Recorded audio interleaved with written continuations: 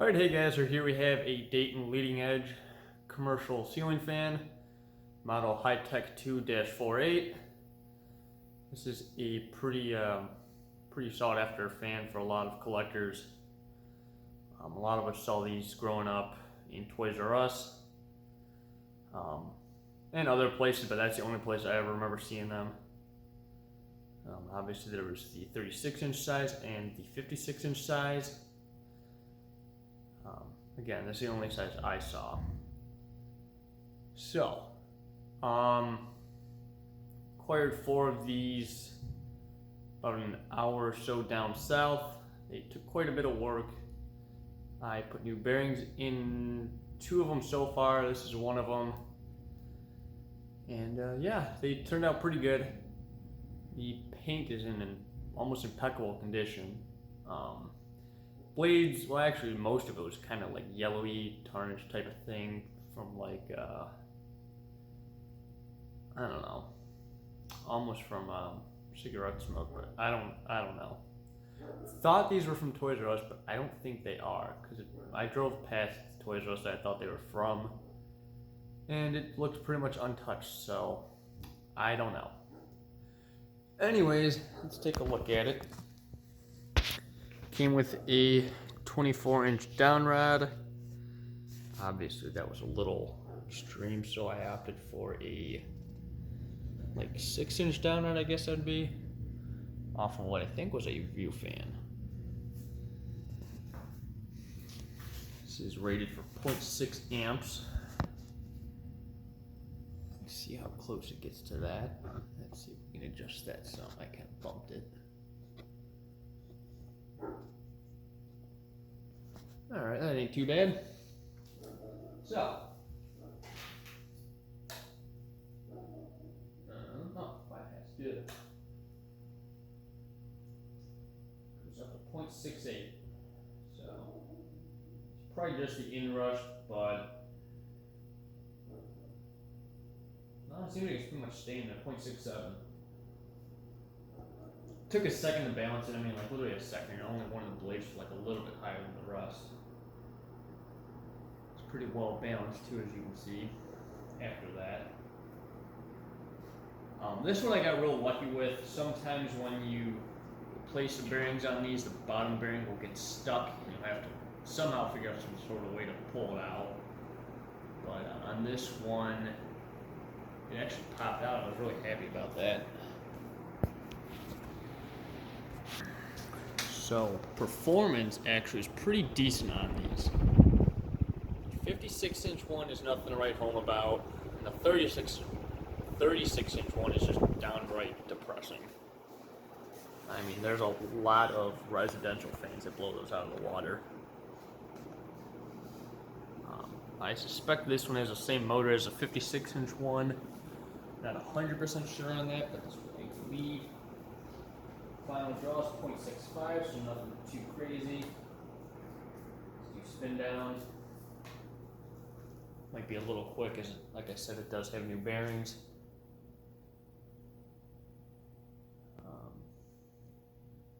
Yeah, I don't know where these were installed, but they do have balloons in them though. Although that's nothing too out of the ordinary for most commercial fans. Except for maybe like Home Depot, those usually don't have balloons in them, I wouldn't think. Despite these being a big collector fan, they do unfortunately kind of suck in the performance department and reliability department. We give the Marley leading edge things, a bad rep, but these aren't a whole lot better. They do have a pretty high failure rate. They're not incredibly well built. The rings for the canopies are made of pot metal, so they just fall apart or break off the canopy, or both. Like I said, they're a real pain to replace the bearings on. They are stamped steel with steel blades, so kills the bearings quicker, which makes it even worse. So these almost always have bearing issues.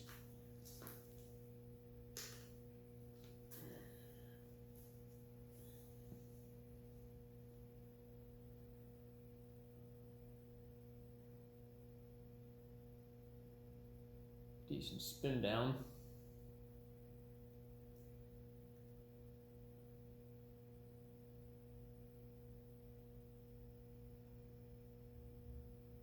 Yeah, I think one or two of these are missing the rings, as they somehow always seem to do.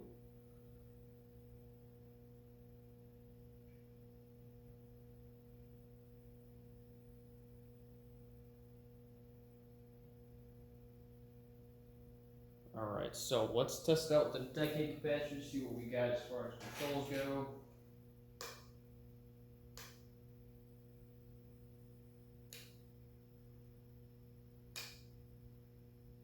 Starts at 4.22.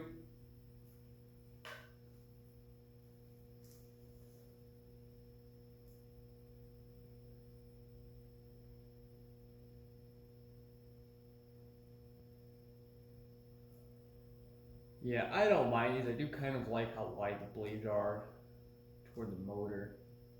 It resembles kind of like the cast version. Unfortunately, they aren't as powerful. I think this was like their lower end model, because I think the cast ones ran alongside the stainless steel ones. I think this was like their either their lower end model or their replacement. I don't know entirely. Don't know when this one was from. All the labels on all of them are missing. I think these are from like the mid 80s though. Mid 80s to late 80s, something like that.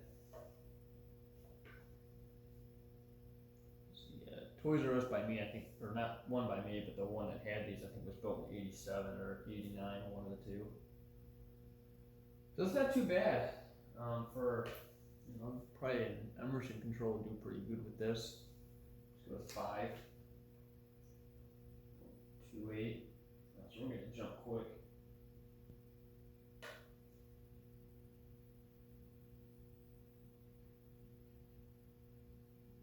Not too bad of a low speed there.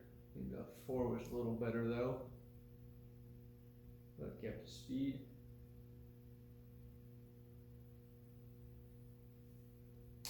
Six. 0.34.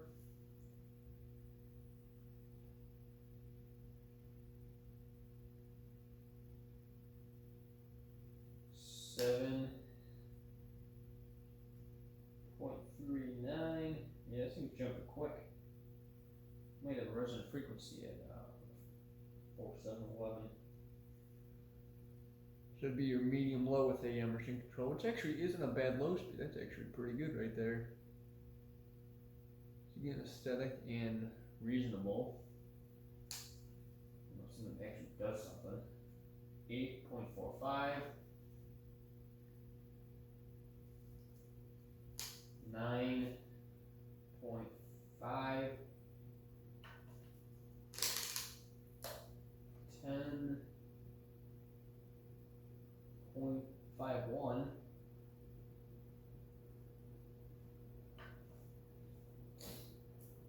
And 11.56.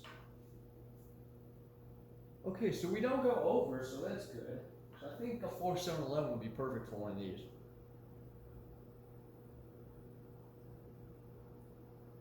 You're getting some air movement, it's not too noisy.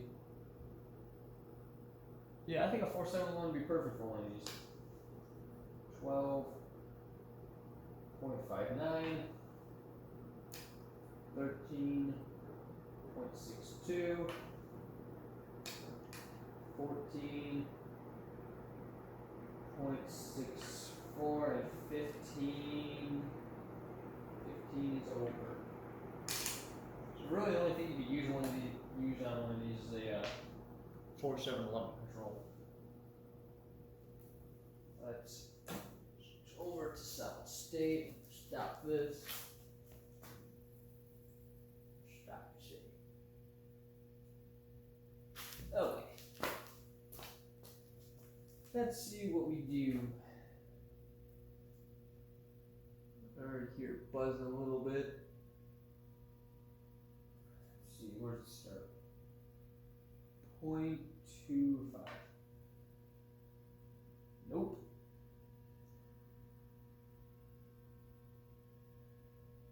You're a boost there.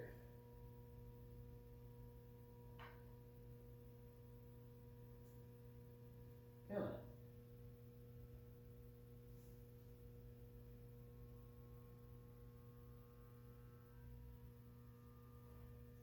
Okay. 0.25. Just had a little rough spot there, bearing. Still need to break in because, like, I just got finished doing bearing tennis about a half hour ago. Not fun, but it wasn't as bad as the first one, so I can't really complain. So we're at about 1:30. Let's go to 12 o'clock. Yeah, that's pretty buzzy. It's not as bad as a tap, but it's not great.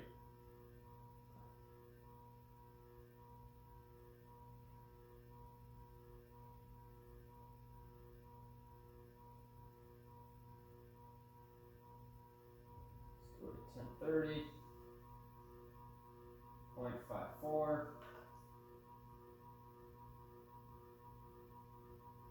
And full blast is 0.65.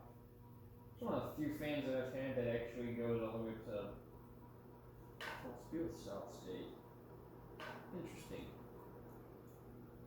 Alright, so there is Dayton leading edge. Well, number one, but I'm probably not going to get around to testing all of them as I do have quite a few things to test. I mean, I have stuff going back like months, but anyways, so there's the Dayton leading edge 48-inch commercial ceiling fan. Hope you guys enjoyed, and thanks for watching.